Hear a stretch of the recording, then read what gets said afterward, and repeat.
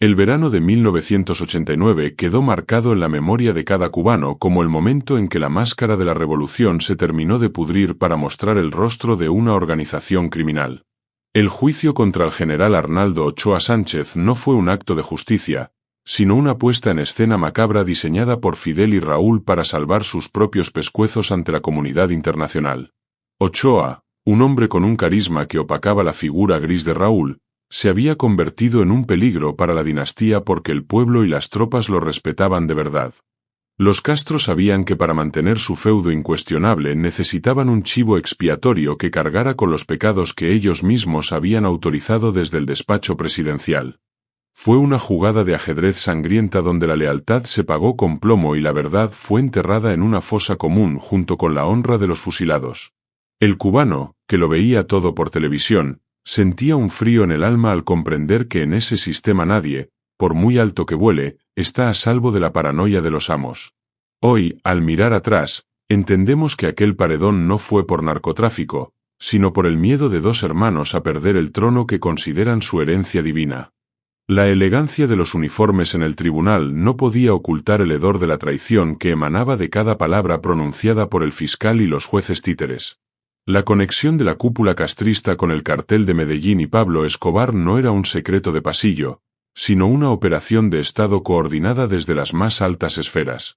Fidel Castro, con su megalomanía habitual, vio en el tráfico de cocaína una vía rápida para financiar su guerrilla continental y golpear al imperio desde adentro. Cuba se convirtió en el trampolín perfecto, una pista de aterrizaje segura donde los aviones cargados de polvo blanco recargaban combustible bajo la protección de los radares militares cubanos.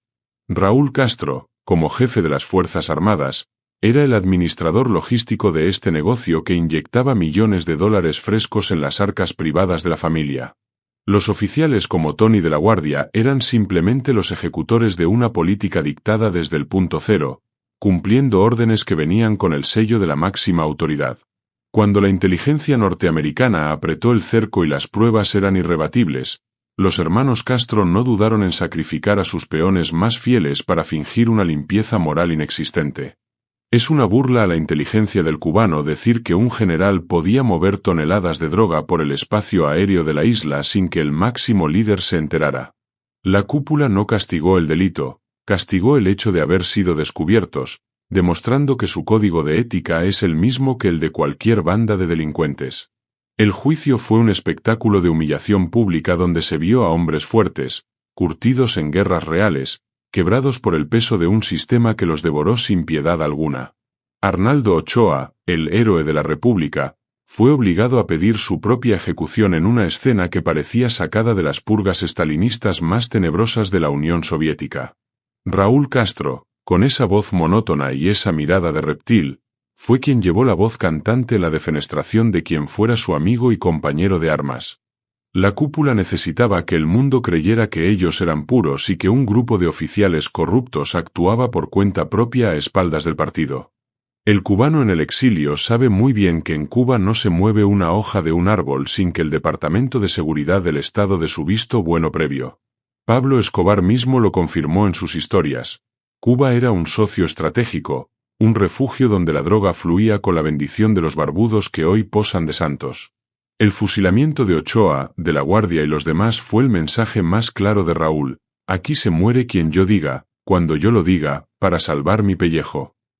Esa sangre todavía mancha las manos de un general que hoy celebra su vejez mientras las familias de los fusilados cargan con un estigma que no les pertenece.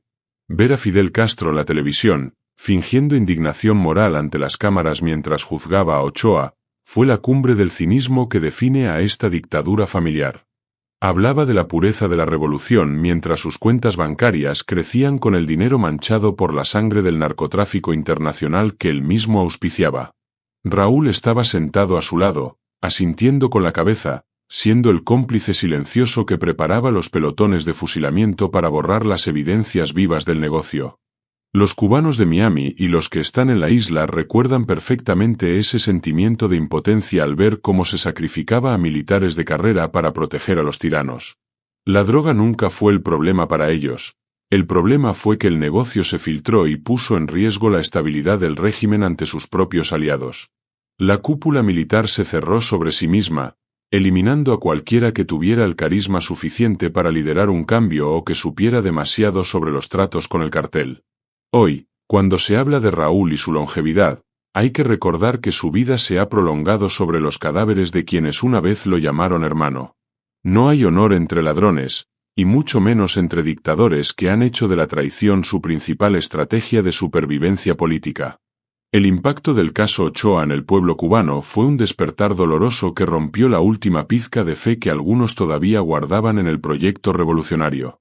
Se dieron cuenta de que vivían bajo un régimen capaz de devorar a sus propios hijos con tal de mantener el control absoluto de la isla y sus recursos. La relación con Escobar y el narcotráfico mostró la verdadera cara de una cúpula que predica austeridad pero negocia con los peores criminales del planeta por ambición. Raúl Castro, el gran estratega de la represión, utilizó el fusilamiento para purgar las fuerzas armadas y colocar a sus incondicionales en los puestos clave de la economía. El exilio cubano ha denunciado incansablemente esta hipocresía, señalando cómo el Estado cubano se convirtió en una corporación del crimen organizado bajo el mando de los Castro. La narrativa de salvar la patria se desmoronó frente a las evidencias de vuelos nocturnos y lanchas rápidas cargadas de veneno blanco autorizadas desde La Habana. Aquel juicio lineal y prefabricado fue la sentencia de muerte no solo para los acusados, sino para la moral de un sistema que ya no pudo recuperarse de tal bajeza. Cada disparo en el paredón de la cabaña esa madrugada fue un clavo más en el ataúd de la libertad de Cuba, puesta al servicio del narcotráfico. Hablemos de la frialdad de Raúl durante esos días, donde ni siquiera la historia compartida con los acusados le impidió firmar las sentencias de muerte de sus subordinados. Se dice que Ochoa tenía ideas de reforma, que quería un modelo diferente para Cuba, y eso fue lo que realmente selló su destino trágico en manos del general. La droga fue la excusa perfecta, el disfraz ideal para eliminar a un rival político interno que gozaba de un prestigio que los Castro ya habían perdido. El cubano, que es sabio por naturaleza, entendió que el mensaje era: si esto le hacemos al héroe de Angola, imagínate lo que te haremos a ti. La cúpula se blindó, creando una estructura donde la obediencia ciega es la única forma de sobrevivir dentro de los círculos de poder castristas. El repudio hacia Raúl nace de esa capacidad de mirar a los ojos a un hombre y luego mandarlo a matar por conveniencia personal y política. El exilio nunca olvidará que mientras nosotros construíamos comunidades de libertad, ellos construían rutas de narcotráfico para destruir las democracias vecinas.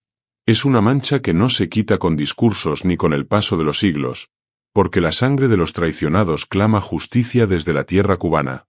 La vejez de Raúl Castro es una ofensa para las madres de los fusilados y para los hijos de los militares que fueron borrados del mapa por saber la verdad sobre el cartel. Mientras él disfruta de sus últimos años en la comodidad de su retiro, el pueblo sigue pagando las consecuencias del aislamiento internacional provocado por sus crímenes. La cúpula hoy intenta vender una imagen de renovación, pero son los mismos perros con diferentes collares, formados en la escuela de la traición de 1989. El narcotráfico dejó de ser una operación de necesidad económica para convertirse en el ADN de una élite que no sabe vivir sin el dinero sucio. Raúl es el patriarca de esa mafia, el que sabe dónde están enterrados los secretos de la relación con los narcos colombianos y mexicanos que aún hoy operan bajo su sombra. El cubano de a pie, el que no tiene dólares ni familia afuera, es el que sufre las carencias mientras los herederos de la cúpula lavan el dinero en negocios turísticos.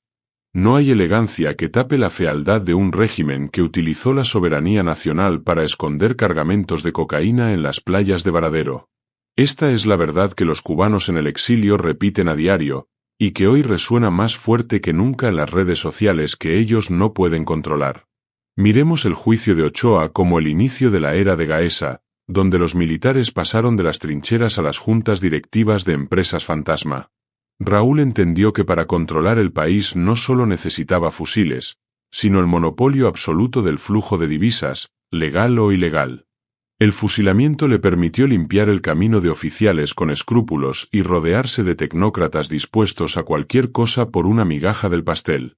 La cúpula se transformó en una junta de accionistas del crimen, donde la lealtad se compra con privilegios y se garantiza con el miedo al mismo destino que sufrió Ochoa. El cubano que está fuera de Cuba ve con claridad cómo el país se convirtió en una corporación privada manejada por la familia Castro y sus generales más serviles. La droga fue solo el principio de una serie de negocios turbios que incluyen la venta de servicios médicos y la trata de personas bajo el manto de misiones solidarias. El repudio es la respuesta natural de un pueblo que se siente estafado por una banda de maleantes que se hacen llamar comandantes de la revolución. Cada oración de este texto es un recordatorio de que la historia no absuelve a los tiranos, sino que los condena al basurero de la infamia por sus actos. El exilio cubano ha sido el guardián de la memoria sobre lo que realmente pasó en aquel juicio televisado que fue una vergüenza para la jurisprudencia mundial. Hemos escuchado los testimonios de quienes estuvieron cerca de la operación y de quienes conocieron la ambición desmedida de Fidel y Raúl Castro. La salud de la que goza el general de ejército es una prueba de fuego para nuestra paciencia, pero también un motor para seguir exigiendo que la verdad salga a la luz completa. No permitiremos que la narrativa oficial borre el hecho de que Cuba fue un estado narco bajo la dirección directa de los hermanos que prometieron libertad. La cúpula sabe que el mundo ya no les cree, que el romanticismo de la guerrilla se acabó el día que los fusiles se usaron para proteger cargamentos de droga. Raúl Castro pasará a la historia no como un libertador, sino como el hombre que traicionó a sus amigos para asegurar la supervivencia de una dictadura familiar decrépita. El cubano, viva donde viva, tiene el deber de recordar que nuestra patria ha sido secuestrada por una banda que no tiene límites morales ni respeto por la vida humana. Este vídeo es un tributo a la verdad, esa que duele pero que es la única que nos hará libres de la sombra de los Castro de una vez por todas. Cerramos este bloque sobre la traición de 1989 con la mirada puesta en la justicia que tarde o temprano llegará a las costas de nuestra isla querida. Raúl puede esconderse tras sus muros y su guardia personal, pero no puede esconderse de la conciencia colectiva de un pueblo que ya sabe quién es el verdadero delincuente. El exilio seguirá denunciando los vínculos de la cúpula con el crimen organizado, asegurándose de que el mundo sepa que en La Habana gobierna una mafia, no un gobierno. La memoria de Ochoa y de los que cayeron por saber demasiado es una herida abierta que solo cerrará cuando Cuba vuelva a ser una república de leyes y no de caprichos militares. A mis hermanos en la isla les pido que mantengan viva esta historia, que se la cuenten a sus hijos para que nadie vuelva a caer en el engaño de los falsos profetas.